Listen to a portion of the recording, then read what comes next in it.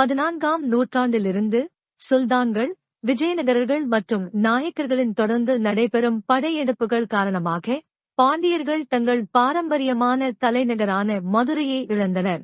இதனால் அவர்கள் தென்காசி மற்றும் திருநெல்வேலி போன்ற நகரங்களுக்கு குடிபெயர்ந்தனர். இந்த புதிய இடங்களில் தென்காசி பாண்டியர்களின் கடைசி தலைநகராக மாறியது. அதே காலகட்டத்தில் ஜமீன்களின் ஆதிக்கம் அதிகரிக்கத் தொடங்கியது.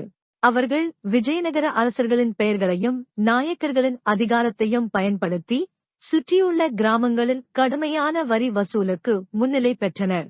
அந்த கிராமங்களில் ஒன்றுதான் புதூர். செல்வச் செழிப்பும் வளமும் நிறைந்த அந்த கிராமத்தில் யாருடைய கண் பட்டதோ தெரியவில்லை, 2 வருடங்களாக நன்றான மழை இல்லாமல் விளைச்சல் குறைந்தது. அதனால் விவசாயிகள் வரியே செலுத்த முடியாமல் மிகவும் அவதிப்பட்டனர். வரி வசூலிக்க வந்த ஜமீன்களின் ஆட்களிடம் இருந்து மக்கள் ஓடி ஒளிந்தனர். ஆனால் அவர்கள் வீடுகளில் இருந்த பெண்கள் மற்றும் குழந்தைகள் துன்புறுத்தப்பட்டனர். என்ன செய்வது என்ற கேள்வியோடு நிறைந்த கண்களில் நம்பிக்கையற்ற துயரம். அந்த இரவு புதூரில் அமைதியாக துவங்கினாலும் காற்றின் ஓசையிலும் ஒரு திடீர் பதற்றம் கலந்திருந்தது. குழந்தைகள் தூங்கிக் கொண்டிருந்தனர். ஆனால் பெண்களின் கண்களில் உறக்கம் எங்கேயும் இல்லை. எப்போது அந்த ஜமீன்களின் ஆட்கள் திரும்பி வருவார்கள் என்று அஞ்சல் நிறைந்த நிலை. விவசாயிகள் இரவுகளிலும் மறைவான காடுகளில் ஒளிந்து வாழ்ந்தனர். ஒரு சிலர் மலை வழியாக வடநாடு பக்கம் தஞ்சம் தேடி சென்றனர். ஆனால் பெரும்பாலானோர் தங்கள் குடும்பத்தை விட்டு போவதற்கு தயங்கினார்கள். அந்த காலகட்டத்தில் கிராமத்தில் வாழ்ந்திருந்த அம்மையப்பன் என்ற மூதாட்டி பெரிதும் மதிக்கப்படும் ஒருவராக இருந்தார். அவர் எல்லோருக்கும் சொன்னார், இப்படி கழிக்க முடியாது. நம்ம நிலம், நம்ம நீர், நம்ம உரிமை. நாம் பயப்படாமல் ஒன்றிணையணும். அவரது வார்த்தைகள் ஆழமான தாக்கம் ஏற்படுத்தின.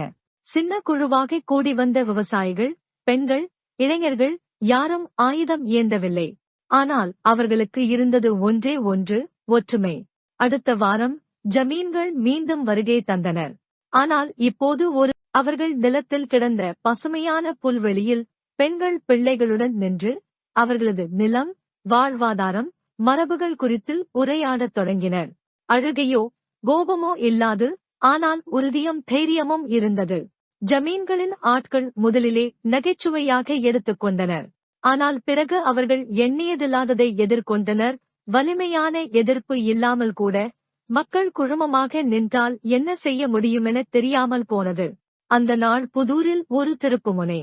அது சரித்திரத்தில் இல்லை, ஆனால் மக்கள் மனத்தில் எப்போதும் எழுதி வைத்திருக்கும் ஒரு நாள். ஜமீன்கள் விட்டு சென்ற பின் புதூர் கிராமத்தில் ஒரு அமைதி. மக்கள் ஒன்று சேர்ந்திருந்தனர். அந்த ஒன்றிணைப்பு புதிய ஒரு நம்பிக்கையை தந்தது. அம்மையப்பன் மீண்டும் அனைவரையும் கூட்டினார். மழை வர தாமதம் ஆனாலும் நம்ம கையால நம்ம நிலம் பசுமையாக்க முடியும். நம்ம உடம்பு இருக்கிற வரை நம்ம நிலம் உழைப்பதையே நம்புவோம். அவரது வார்த்தைகள் அலைபாய்ந்தன. சிறு குழு ஒன்று உருவானது. அந்த செல்வத்தாள், விதை வைப்பில் புலமை பெற்ற ஒருத்தி மற்றும் வேங்கன், ஒரு இளம் வீரன். ஆனால் மனதோ பெரியதாயிருந்தது. அவர்கள் மக்களை ஒன்றுபடுத்தி நதி கரையை சுத்தம் செய்தார்கள். பழைய நீரேற்றி கால்வாய்களை மீளச் சீரமைத்தார்கள். மேலும் அக்டோபர் குழுவில் முனியன் மற்றும் கல்வராயன் சில மக்களை வைத்து ரகசியமாக சுரங்கம் தோண்ட ஆரம்பித்தனர். சிலர் அருகிலுள்ள மலைகளில் இருந்து பனிமேகங்களை வைத்து வானிலை கணித்து களைகள் விதைத்தார்கள். தோல்விகளும் வந்தன. சில விதைகள் முளைக்கவில்லை. சில முயற்சிகள் வீண் போனது. ஆனால் அந்த முயற்சிகள் மக்கள் மனத்தில் ஒரு மாற்றத்தை கொண்டு வந்தது. நாம் தனியாக இல்லை. ஒரு நாள் திடீரென்று மேகம் குவிந்தது. 2 ஆண்டுகளுக்குப் பிறகு மழை பொழிந்தது. அந்த மழையின் வாசனை நிலத்தில் மட்டும் இல்லை, அது ஒவ்வொரு உள்ளத்தையும் நனைத்தது. புதூர் மாறியது. ஜமீன்கள் மீண்டும் வந்தபோது அந்த கிராமம் பழையது இல்லை. பசுமை, மக்களின் நேர்மை மற்றும் நெருக்கம் இவை அவர்களை குலைத்தன. அவர்கள் வீணாகவே அழுத்தம் கொடுக்க நினைத்தனர். ஆனால் இந்த முறை மக்கள் அமைதியாய் உரையாடத் தொடங்கினர். நீங்கள் வரி கேட்கலாம், ஆனால் இங்கே இனி பயம் இல்ல. இங்கே ஒற்றுமை இருக்குது. ஆனால் விதியின் ஆட்டம் மறுவருடம் மழை ஏமாற்றியது.